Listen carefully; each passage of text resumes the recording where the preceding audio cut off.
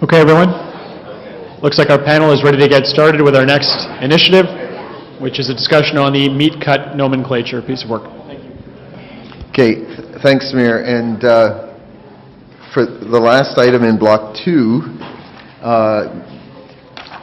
it's my pleasure to introduce Dr. Parthi Muthu Kumarasamy from the Canadian Food Inspection Agency, Craig Morris and Bucky Gwartney from USDA Agricultural Marketing Service, and I'm turning over to Craig. Craig's going to kick off. Okay, great.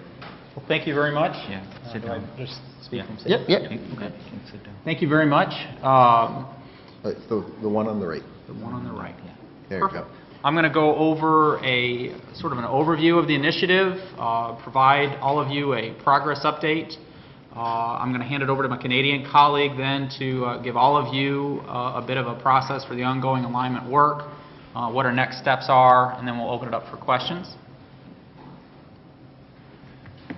There are, as you know, 3 meat-related initiatives under the RCC, the first being equivalence, the second being certification, and then finally meat cut nomenclature. The objective of the nomenclature initiative is to create a North American approach to nomenclature, as well as the development of a process to jointly maintain consistency between our markets. As stated here, the objective is to allow consumers and industry stakeholders to mutually benefit from this North American approach, and the deliverable or outcome that we're hoping to achieve is a common meat cut nomenclature system and regulatory alignment tool to jointly maintain the system and hopefully remove some trade irritants that we've identified in the past. This initiative, I think, is a really good example of the collaboration between industry and government on, frankly, both sides of the border. We would like to acknowledge the work done by the industries on both sides of the border on this initiative, and we really encourage the industries to remain engaged on this. Frankly, without the industry's assistance, this project wouldn't be as successful as we found it to be at this point. There's been a lot of work put into the development of a list of the irritants that the trade has seen as products have tried to cross our border, and the CFIA is preparing to launch a pilot program this summer for the meat cut names mentioned in the list provided by the industry.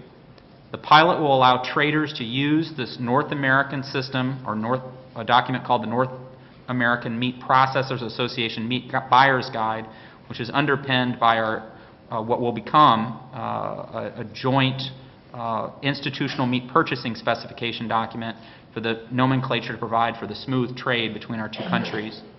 With that, we had 2 action items. The first action item listed here. The first action item is to create a common approach to meat cut nomenclature.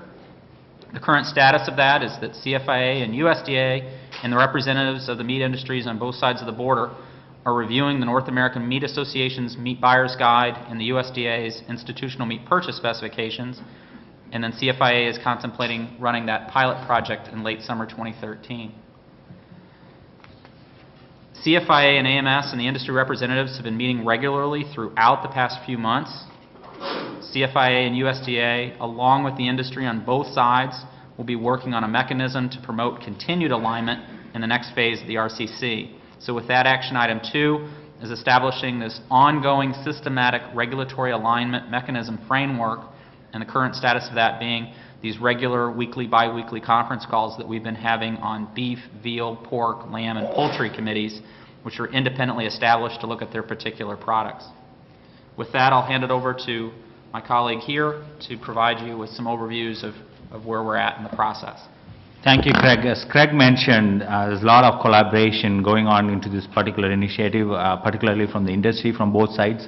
And after the presentation, I would like to hear a couple of comments from Phil, if possible, because Phil is on top of this initiative and is working with Canadian industry as well to align our meat cut nomenclatures.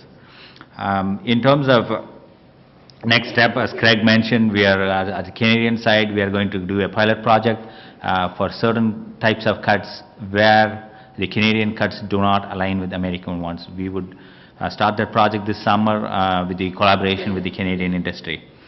And as Craig again mentioned, we would like to have continued engagement from the stakeholders, And we'll also be engaging the Retail Association in the next few weeks. At the initial stage, we are working on wholesale cuts, but we would also like to engage the retailers so that we can have one comprehensive nomenclature.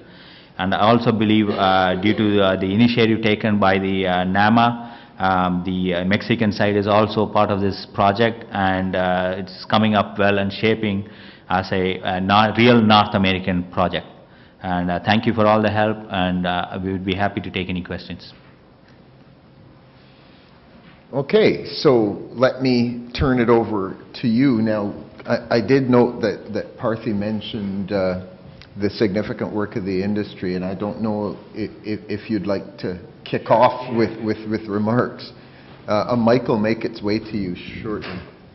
Thank you. I'm Phil Kimball, the Executive Director of the new North American Meat Association. We came together last July 1st, with the National Meat Association to form one larger group. We represent meat processors in Canada, the U.S., and Mexico as well. More importantly, we produce the Meat Buyer's Guide, the Bible for the meat industry. It includes the institutional meat purchasing standards, plus photos and other information, and this is used by the industry in the buying and selling of meat products. This is what's being referred to here. We've had committees meet with everyone on a weekly basis to work through the issues that have been already discussed, but with a goal of producing a new edition in August 1st of 2014. We do one about every 4 years, and this is on schedule for the next version of that. So we're very pleased to be a part of this. We're very pleased to help facilitate an industry process with our good friends, and I think this is a very exciting project for everyone to work together in a partnership. Thank you, Phil. So let's throw it open for questions, comments, good ideas.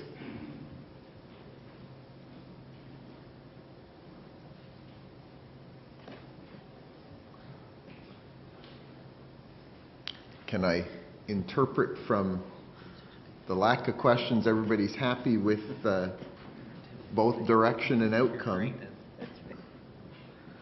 All right, we'll do just that. Clearly this is one where there's been an incredible amount of alignment achieved, and we're certainly tracking to wind it up with having delivered on the objectives without a whole lot of bumps along the way. And so I'm going to take that the lack of questions reflects just that point.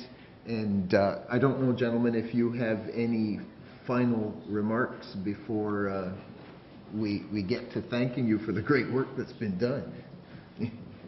All right, well, if you would join me in thanking them.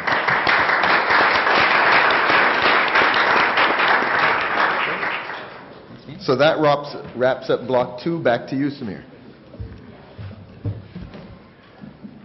As Paul just noted, that does actually conclude Agri-food Block 2.